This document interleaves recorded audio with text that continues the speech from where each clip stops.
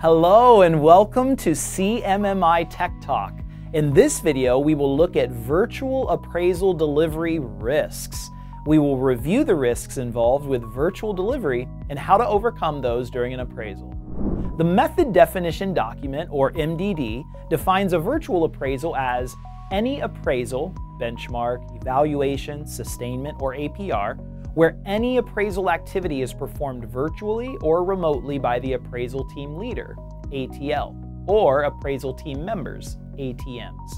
A risk is defined in the CMMI model as a potential uncertain event that may be harmful or may negatively impact objective achievement. As virtual appraisal delivery evolves and becomes more common than in-person delivery, it is essential to understand the risks that come along with it. These risks, if ignored, can lead to negative consequences for an appraisal. The ATL must understand and address the risks associated with virtual activities that could potentially hinder an appraisal early on during the planning process. The ATL needs to develop a risk mitigation plan, a determined set of activities that reduce the probability of risk impact if followed correctly. Virtual risks, as well as other risks that might occur during an appraisal, not only need to be identified early on, but monitored by the ATL throughout the entirety of the appraisal. It is important to remember that ATLs need to create detailed risk mitigations for each risk, and entries such as generic virtual risk will not be accepted or useful in appraisal plans and demonstrate a lack of understanding of risk. Specific virtual risks with mitigation plans need to be listed. Each appraisal is unique. Therefore, the risks are also unique, especially for virtual appraisals. The ATL is responsible for all risk management and including the risk mitigation plans as part of the appraisal plan to the appraisal sponsor and ATMs so that the team is aware and understands the plan and can assist the ATL in avoiding or mitigating any risks. As an example, review this detailed risk followed by the detailed mitigation plan. Now let's review some of the common risks for virtual appraisals. Virtual risks typically include things like network outage, platform outage, time management issues, access and data security, inability to verify participant identities, and unprofessional behavior. A risk all virtual appraisals need to address is associated with collaboration technology, and risk mitigation may take considerable time to plan. Due to the heavy reliance on virtual platforms and technology for the virtual appraisal to be conducted, there needs to be backup plans in place in case something malfunctions. ATLs need to take the time to go over help information or technical troubleshooting resources with participants and team members. They may consider appointing a technical administrator or support person who is knowledgeable and equipped to help troubleshoot technical challenges before, during, or after each session. Examples of things to plan are potential workarounds and backup approaches to address technology disruptions or other challenges that may arise, such as virtual platform outages and stability of video camera usage. This is essential for minimizing disruptions while maintaining confidentiality, non-attribution, and visibility between appraisal participants and the appraisal team. Alternative communication, such as cell phone, email, or messaging programs. Plan for additional time to accommodate potential technical issues such as extra days or longer working hours or additional team members. Another risk to plan for is virtual interviews.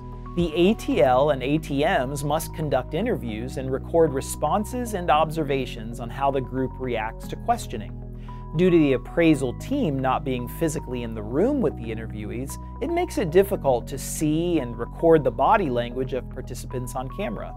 Extra time needs to be set aside for these interviews to reduce the risk of things like transmission delay, limited body language, and altered group dynamic. To help with this, you can create, communicate, follow, and keep a code of conduct updated with participation and communication protocols. These protocols should include speaking a bit slower than you would in a traditional face-to-face meeting, pausing periodically to allow for network lag time, allowing time for participants to gather their thoughts to respond, providing a mechanism for participants to notify if the audio is not working properly, such as notifying the facilitator through the chat feature, or through a backup protocol, or participants texting the facilitator directly. An additional risk to consider with virtual interviews is the appraisal may be conducted using multiple languages. Due to that, risks to mitigate are challenges for the ATL and ATMs to verify OE sufficiency and adequacy, difficulties achieving appraisal team consensus due to language barriers, team objectivity and confidentiality due to ATL not being able to understand all conversations and relying upon interpretation. Translation adds time both in preparation and conduct appraisal phase activities. The next risk to consider is maintaining appropriate security of the organization's objective evidence, the OE, while at the same time maintaining access. These risks could include laptop security required by the organization, platform availability, organization unit, the OU experience with the application, and accessibility granted to ATMs to all programs being used. ATMs may have restricted remote or virtual access to OE in some extremes due to national or company security restrictions. This might be due to classified information, federal contract information, FCI, or controlled unclassified information, CUI. If appraisal team review of restricted OE is limited to only those individuals with physical access, and OE is not virtually accessible to all necessary ATMs and/or the ATL, then verification of OE adequacy and sufficiency may be significantly compromised. The ATL should plan for at least one mini team to be capable of viewing the restricted OE, either in person or through secure communication lines for the relevant data. This typically results in a hybrid approach for the designated mini team, where site visits are conducted, or a mini team works on site for the duration of the appraisal. The designated mini team reports the results of their activities to the full appraisal team at planned intervals during full team sessions. These considerations should be covered in the readiness review to make sure all logistics are ready to support the appraisal. For appraisals without restrictions, ATLs can mitigate risks by creating secure meetings with links sent by direct email, setting up passwords, and enabling waiting rooms. ATLs should also verify they can remove a participant that is not authorized to be in a virtual session, so they have full control of the meeting environment. Another important risk is maintaining confidentiality and non-attribution during the appraisal. It is critical to the appraisal that confidentiality is maintained. Virtual appraisals will not be able to check these things in person. Therefore, extra steps and procedures will need to be explained to all ATMs and participants. If confidentiality is broken or an ATL senses something may violate that agreement, the appraisal should be halted, the sponsor notified, and further investigation conducted. Examples of risk to virtual appraisal confidentiality include verifying the identity of interviewees at the beginning of an interview. One typical approach is to ask interviewees to rotate a camera around the room to confirm an appropriate environment for maintaining confidentiality and non-attribution. That is, making sure the doors are shut or only required individuals are in attendance. Confirming attendance of participants at appraisal events is consistent with the appraisal plan, such as having no observers, no external participants, and ensuring all expected individuals are present. Informing appraisal participants of confidentiality requirements, such as restricting the recording of any sessions and prohibiting any screenshots being taken.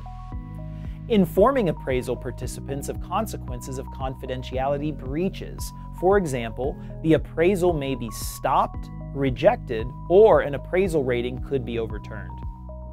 The last risk that an ATL may experience is the inability to confirm participants' identities.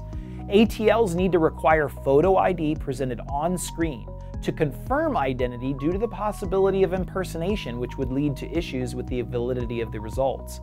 The validity of the results can also be at risk if, for example, another individual is feeding answers in a chat program during an interview session. ATLs and ATMs need to remain focused on all forms of communication coming through on the cameras and be alert to subtle things like hearing other voices or the nervousness of participants, additional searching or scanning their computer before answering, or hearing typing or messaging.